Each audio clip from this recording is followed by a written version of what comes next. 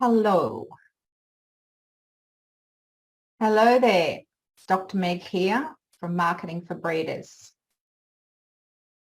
So what does 2023 have in store for us as breeders? Let's have a bit of a look. Got a few things. I've been doing a bit of research and I want to share what I found with you now. So we know 2022 was a pretty hard year for many breeders. We had the COVID puppy rush. There we go. We had the COVID puppy rush that occurred between April 20 and April 21, but that was well and truly over by the beginning of 2022 when demand, and this is a chart showing the demand for puppies according to Google searches. This is pre-COVID, and you can see that by the beginning of 2022, it had gone back to roughly normal levels. But by the middle of 2022, it had slumped further to just a little bit above half normal levels. And when we normally see a big spike in demand for puppies leading up to Christmas, as we did in 2018 in the good old days, pre-COVID, but it didn't see hardly any spike in demand for puppies for 2022 Christmas. Travelling and other restrictions have been relaxed and people are no longer staying at home as much. Instead, they've gone back to work. They've been taking long-awaited holidays. And a lot of the people who were thinking about getting a puppy over the last few years actually got one during the puppy rush. So that soaked up a lot of the future demand that we might have been seeing if it hadn't been for COVID right now. So what trends are we looking at for the future? Let's see if we can get this to move. There we go. 3 trends facing dog breeders in 2023 that I can see. Well, the first big one is recession. Now, some of the gurus in the marketing and economy space, in that realm, they are predicting the biggest recession that we've ever seen in 2023. And even the International Monetary Fund is predicting recession in the major economies of the world happening this year. I mean, prices are going up. We've seen terrible inflation. Banks are raising interest rates to try to dampen down inflation. And what we've got to ask ourselves is, what is this likely to do to the demand for puppies coming up?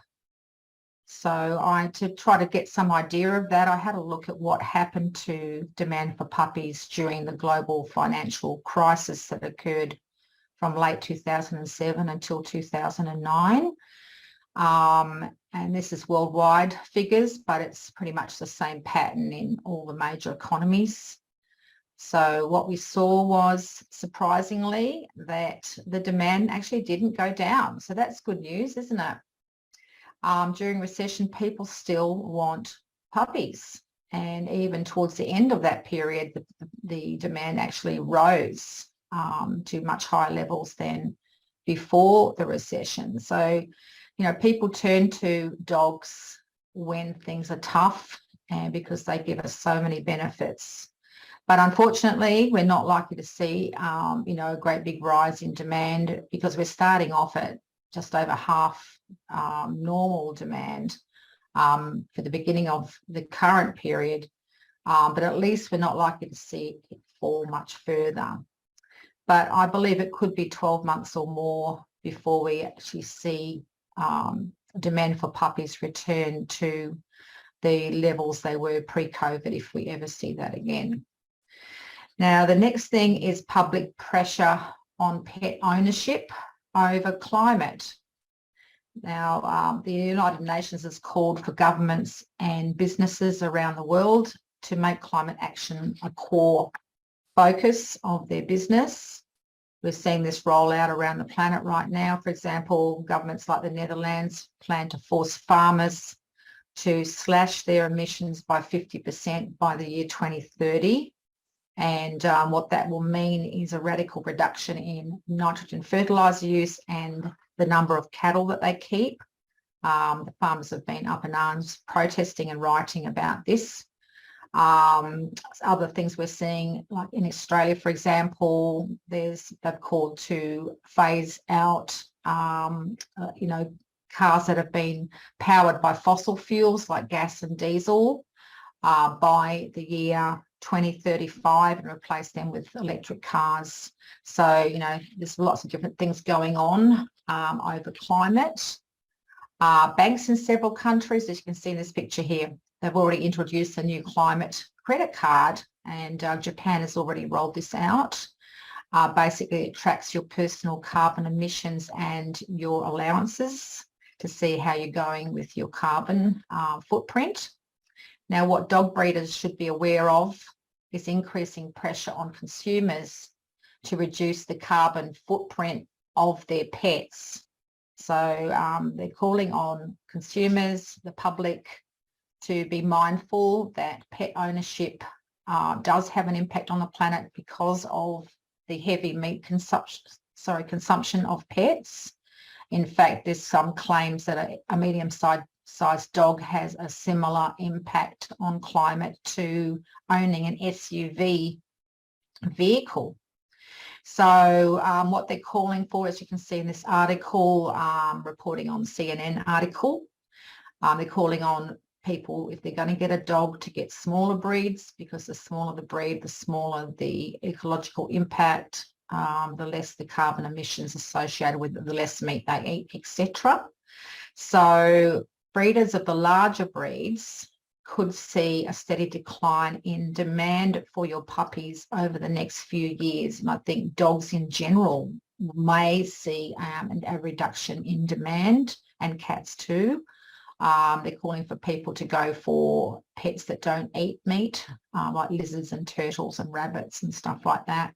And also, if they're going to have a meat eating pet, to switch them to a diet without meat, conventional meat such as vegan diets, lab-grown meat or insect-based food. Veterinarians have already been brainwashed to believe that commercial vegan diets are good for dogs. And if you want to know more about that, just check out the post I did on that a few months ago on my Facebook group on my website. Okay, the third main thing I think is going to be impacting dog breeders and dogs in general is a possible tax on meat. Now, we already saw that food production around the world was hit pretty hard in 2022. COVID measures disrupted supply chains. The war in the Ukraine has throttled energy and fertilizer flows, which we need for producing meat. And weird weather's also taking its toll on crops in many countries.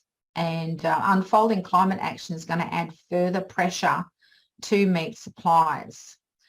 With all this in mind, the Denmark-based bank Saxo has made what they call an outrageous prediction for 2023. Just bear in time will tell whether or not it's actually hitting the mark or not. But they predict that meat will be taxed in many countries by the end of the year. Countries that are most likely to consider the food angle are those that have been legally signed legally binding net zero emissions targets. Now, Sweden and Germany have pledged to reach carbon neutrality by 2045, and UK, Canada, New Zealand, Spain, France, Denmark, and other European countries are aiming for 2050. So what we could see is a tax on meat. It's going to be in short supply possibly anyway, and there'll be a tax on it which might be increasing as the years go by. So it'll certainly make it more expensive to keep a dog, and the bigger the dog, the more expensive it's going to be. So to sum up, there's pressure on dog ownership from climate measures and other impacts, for example, problems with supply of food, and that might start to be felt this year and will only escalate from there. So making the switch to breed smaller dogs is a logical thing to do at this point. Being forewarned is forearmed, right? Now, we've entered 2023 with an already depressed puppy market, around half what it was before COVID. and it's not likely to recover until maybe the end of 2023. It's only a guess. I can't see anything that's going to boost it and lift it before then. Even if we have another COVID scenario, because most people who would have got one first COVID, they've already got their dog. So the other thing I believe is that most breeders will struggle to place puppies this year. The breeders struggled in 2022. It's not going to get any better if you keep doing things the way you've been doing, because I foresee it's going to be a very competitive market for the foreseeable future. Breeders without a strong online presence are going to struggle to place puppies and sell them at above break-even figures. So, but it's not going to be like that for every breeder. For elite breeders, things are looking good if 2022 is anything to go by. And I just want to give you a couple of testimonials I've had recently from some of the breeders who are in my elite breeder program. For example, Christy, she said that just a few months ago that she has already sold her litter of 9 and her upcoming litter, and she closed her waiting list because she's already overwhelmed with demand for puppies. Michelle from Bernese Mountain Railway, she's had 3 litters recently, 24 Bernese Mountain Dogs in all up, and she sold them all for $3,500, and she told us this just 3 days ago. So she's doing very, very well. Christy, she's got Boston's. She has managed to up her price during 2022, which very few breeders can boast. And she hasn't even got her website up yet that we teach you how to do. So she's doing very well indeed, and she just started the program. Rachel, who also does Boston's in California, and she's just filled up her waiting list very, very quickly after joining the program. Well done, Rachel. Jennifer, who's got Aussie Doodles, just using some of the strategies we have in the program, is getting massive exposure for her puppies just using Facebook. She had over 1,000 people look at this particular post in just a day and a half. So what's 2023 going to be like for you? If you're ready to make 2023 your best year ever, you can. All you have to do is take the free 1-hour online masterclass that I have available for you at elitebreederformula.com, free breeder masterclass. So elitebreederformula.com, /free breeder masterclass. It's a 1-hour class. It's online. There's nothing for sale on the class. It's just packed with good information. I know you're going to find it really useful, and you'll have some actionable steps that you can take straight from doing the class. So I hope 2023 is going to be a great one for you. All the best to you and your family, and I look forward to helping some of you in the future. So bye for now.